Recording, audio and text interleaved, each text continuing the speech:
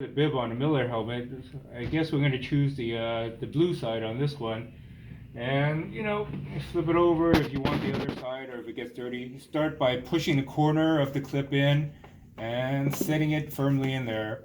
Start with the corner and just start in the middle and work your way all the way around until you get it all in there.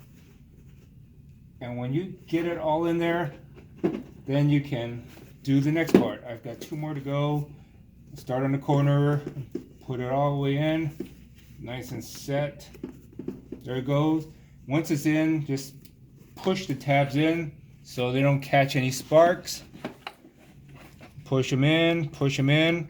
Now they're in. If you see any gaps like that, I would just spread out the tabs a little bit more. Spread them out a little bit more, slide them over until all your gaps are pretty much gone. So, got that. Looks like the gaps are pretty good here. Alright, and looks like it's on. I think it fits the Miller pretty well too. Pretty sturdy, and you can flip it back over. When you put on the hood, you raise the hood, it doesn't get in your eye, stays up.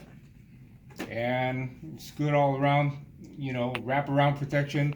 Double layer keeps the spark and UV away, and also maybe helps to redirect some of the fume around the helmet, but not all of it, but it helps. So I think that works out pretty well. Yeah, pretty good. That's killer.